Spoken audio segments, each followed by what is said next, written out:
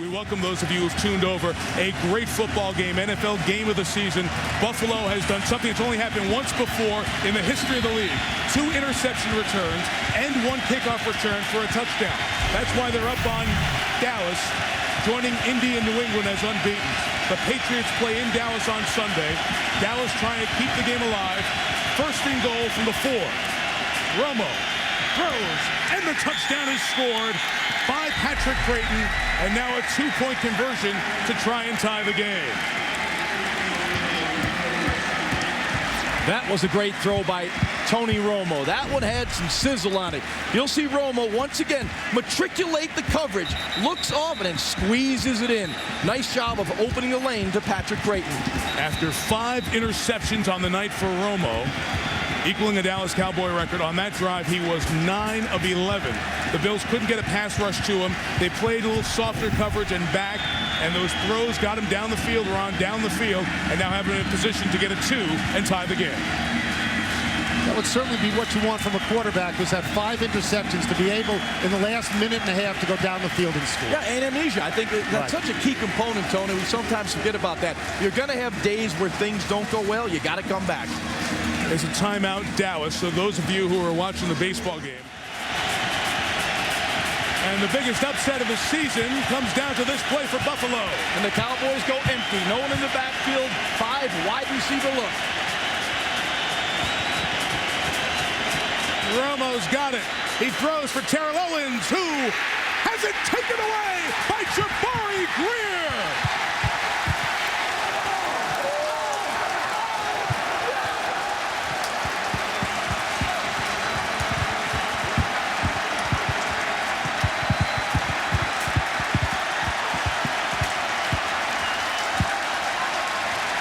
Now the game is not over because Dallas can certainly try an onside kick, recover it, get downfield. They have no timeouts.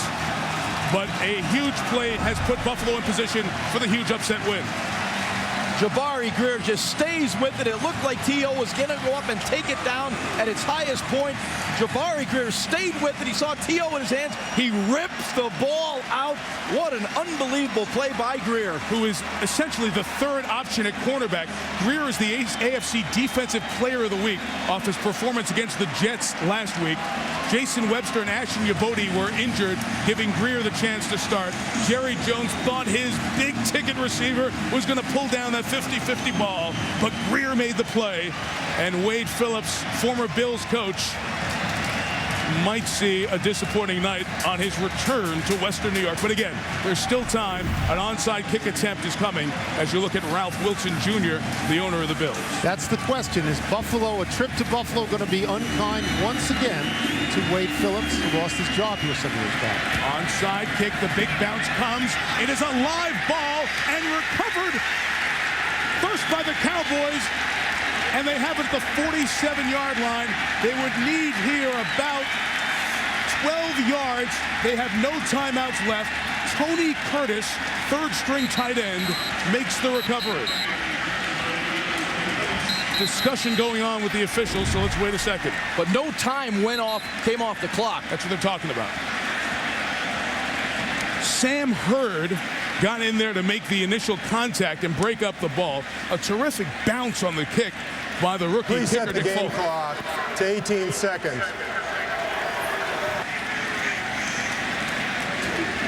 That was a long couple of seconds from the touch by Hurd to that recovery by Curtis. But they're at the 47, and you'd figure they'd have to get out. We saw Folk in practice make some long field, or in pregame, hit some long field goals. So this game's still alive. I'd wondered what happened to Tony Curtis. I'm glad to see he's out there playing football. The Cowboys, do you believe they have another chance? Yeah, the Cowboys have no timeouts left. That's critical. So pretty much with 18 seconds to go, you can take one shot in the middle of the field. You usually get down around 13, 14 seconds. You can realign and spike the football. And what kind of leg does Folk have? Now, pregame, you always have to take with a grain of salt. There's no rush. It's relaxed. But here is Folk's leg from 58 yards in pregame. Yeah, that's good. Okay, if you're Buffalo, you have to be thinking, what do we have to do to win this game? How many more chances are we going to get? We've intercepted the guy 5 times. He has fumbled once. We've run back kickoffs. We've run back interceptions. We dodged it when Terrell Owens, when the ball wasn't high enough for him to totally snatch it out of the air, and still there's another chance for Dallas to win. Now, the play is being reviewed. Was there an illegal touch? Did the ball go 10 yards before the contact made by Sam Hurd? It must get to the 40 where that yellow line is. Right at the 40, even with the 40-yard line, would be 10 yards. It's the same principle as touching the goal line. Get it exactly 10. From the angle we saw, it looked like it went over. Here's one more look at that.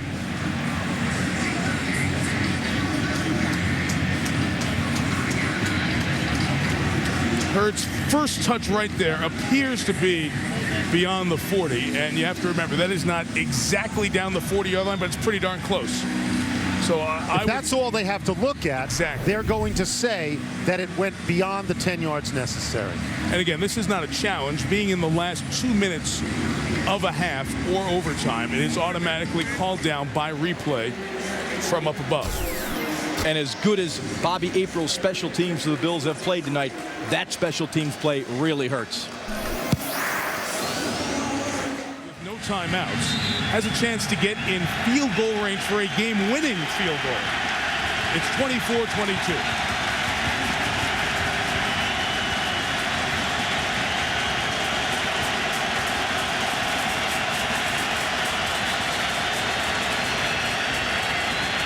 Four-man rush. Romo throws. It is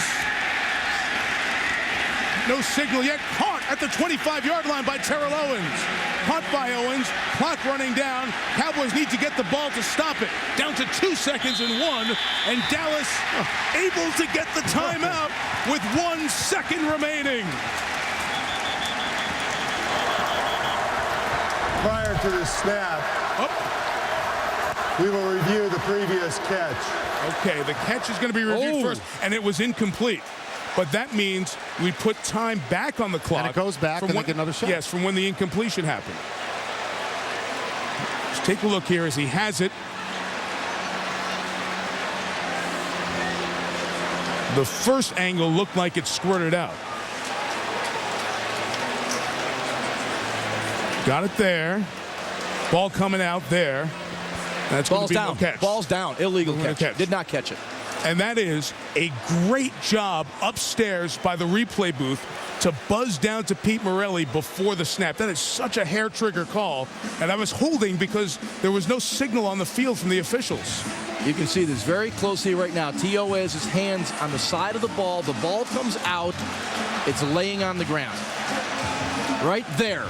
So they would have to determine how much time is left. Correct. Put the ball back to the original line of scrimmage. Well, that most telling replay that we showed you earlier was just showed on the big screen here, and that was the reaction of the fans.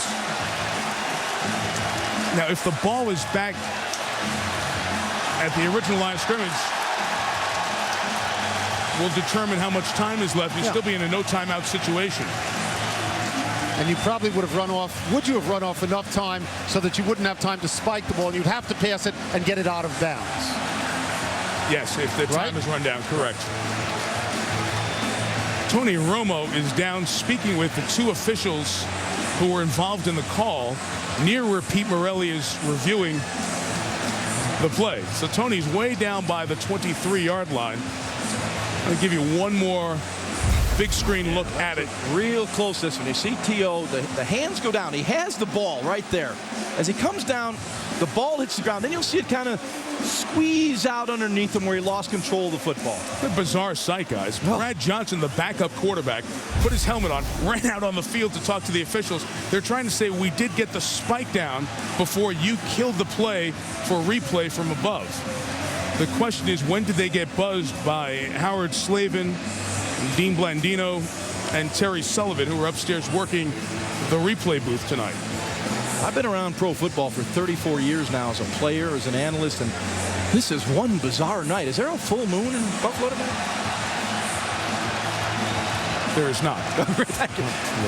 Tony, I thought you could look up in the sky. But it is 80 degrees in Buffalo in the first week in October, and that counts more than a full moon. Okay, here comes Pete Morelli with a card in hand, which means in likelihood we're going to have to replace the ball and the time and the whole situation, discussing it with the officials involved. And here's your call. After reviewing the play, the ball hit the ground. It's an incomplete pass. Please set the game clock for 13 seconds. 2nd and 10 on the 47. 13 seconds, if you couldn't hear. 13 seconds. Dallas still might have time to get some yardage and spike the ball. Not a lot. They can do something quick, really quick, just to give him one shot at a 56, 57-yard field Very goal. difficult. Remember, there were 18 seconds when that play started. It got down to 1 second. 17 seconds ran off the clock. It's going to be very difficult to throw the football inbounds, and get up and settle the offense down to spike it. Because remember, they have no timeouts.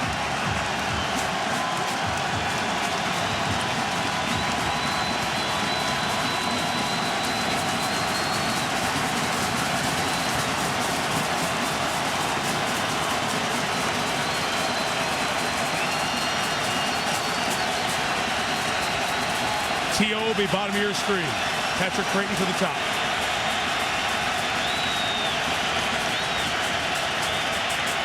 Romo throws complete to Barber, who gets out of bounds at the 43. And from here, you're looking at a 60-yard field goal with 7 seconds left. Do they try to take one more little 4-yard bite out of it? You have to take your shot to get it 5 or 6 more yards. It's too long a field goal right now. You'd be looking at 61 yards, maybe even a little bit more. You could throw a quick sideline route here. There's 7 ticks left on the clock. Again, Nick Folk, a rookie. His career-long make. Cowboys have 10 on the play clock. Got to get moving here at the line.